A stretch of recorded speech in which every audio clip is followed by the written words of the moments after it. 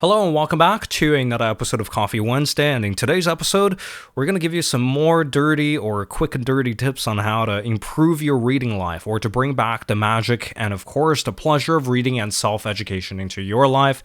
And in today's episode, we're going to share one really powerful mindset shift that's probably going to really transform how you take notes in the future. And of course, this relates to a larger change that I'm putting in place for a lot of the content or a lot of the podcast episodes and a lot of the videos that I'm about to put out in 2026. And I think 2026 is all about really going deep and about really plummeting the depth of different ways of reading and different ways to build reading into your life. Because I feel like a lot of what I talk about on this channel and of course on this podcast, sometimes I tend to get into the abstract a little bit too much. Sometimes I like to provide the context for why certain pieces of advice work without really giving you guys the advice. So I'm going to try to be conscious of that and be aware that I'm operating kind of like from a hindsight bias here. Not everyone knows the kind of stuff to do when you face a book for the first time. In fact, for a lot of people, it's a terrifying experience getting back into reading after not reading for a few years. So instead of complaining about the declining literacy rates and instead of complaining about how college students don't read anymore, let's talk about the solutions. Let's acknowledge the problem. And of course, every week here, we're going to talk about one key solution to this problem. And of course, I'm very, very, very excited to create more of these resources and create more of these educational material for you guys to really deepen and master this key skill that makes us human. So without further ado, today we're going to talk about this note-taking mindset, or we're really going to change a lot of the anxieties that we tend to have around note-taking, because one of the ways that we take notes in schools and in meetings at work, or if we're just doing a research project or just reading a book that we like, there's this anxiety around note-taking. There's this anxiety of like, I better read this chapter and retain absolutely everything on my first reading. I better just note down every ancillary description. I better capture everything possible, any extraneous variables, give them all to me. I'm going to write it in my notepad so I don't forget about it. But then what happens? After 2 to 3 months, you look at those notes again, and those notes, they look so sterile. They look so dead, and they look so detailed and clinical, and you can't even remember why you read that book, and you can't even remember what was discussed in the lecture, and you can't even remember what that meeting was all about 2-3 weeks ago. So that entire process and that entire way of note-taking or viewing note-taking with a lot of anxiety and with a lot of kind of like anticipation of I'm going to get all the information out of this piece of lecture or reading or this book chapter, that's an act of transcription. An act of transcription, the most poignant mental image is a mad lab scientist walking around with a recording pen, documenting everything. From like the texture of the floor, from like what the lab rats look like, from his doomed love affair with a lab assistant, and from all these extraneous factors that don't really matter at all at the end of the day when it comes down to conducting research. It's very possible that we are also collecting a lot of useless junk in our notes.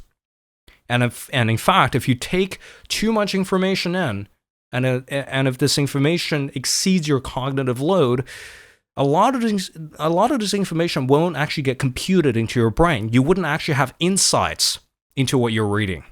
You wouldn't actually have any understanding of the material that you're dealing with.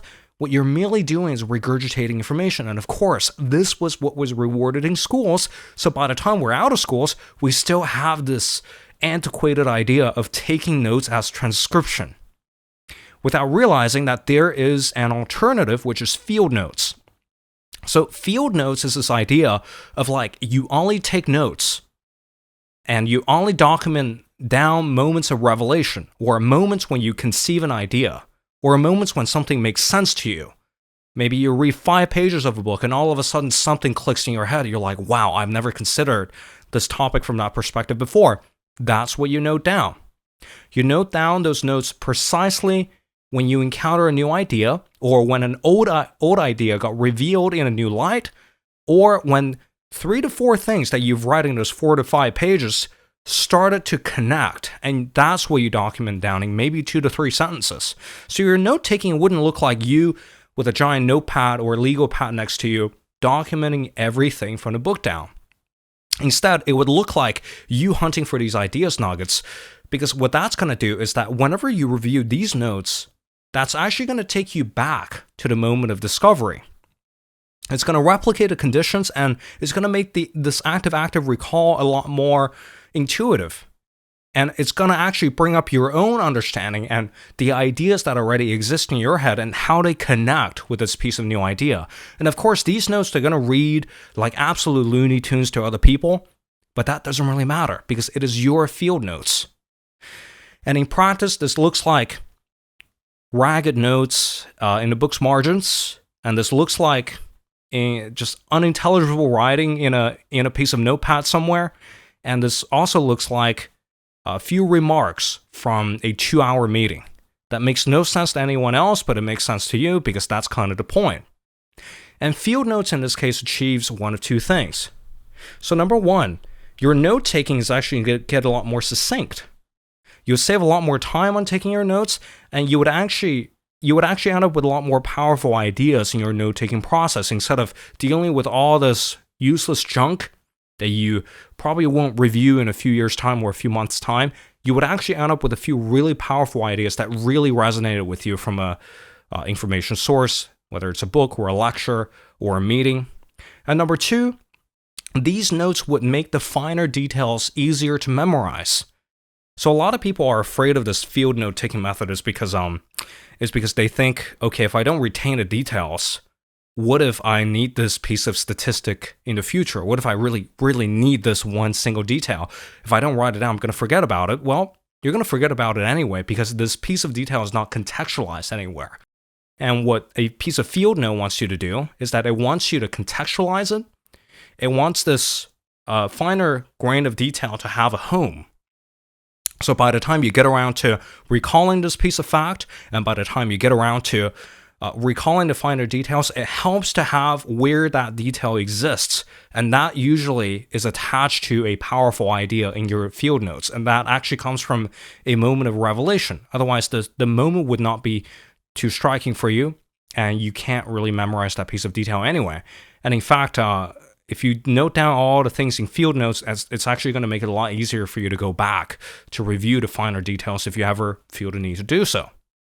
So that's essentially the idea, and the proposition here is that in the future, instead of coming up with this anxious response to note-taking, instead of coming up with this kind of I need to get everything out of a book, instead consider focusing on a few key points that really impacted you. Consider a few key moments in a novel, or a few key ideas from a nonfiction book, or a few key revelations, or a few key insights that you've gained from a philosophy book, and just use them as anchor points because there's always more time to go back and take more notes. And this is where rereading comes in, which I'll cover in a separate episode that's a whole different talk show in itself. But nevertheless, that is the whole distinction between transcription and field notes. And what I'm willing to wager here is that field notes will make your note-taking process a lot more intuitive. It's going to make it a lot more pleasurable, and it's going to lead you to a deeper level of understanding of whatever it is that you're reading, or you're watching, or you're listening to. So that's all I have for today's quick segment on some quick and easy and practical tips on how to improve your note-taking. And I hope that you guys have enjoyed this format, shorter video, more palpable, impactful actions, and a lot more practical tips. And I will return here next Wednesday for more. For now, Rob Walden here. Take care, and goodbye.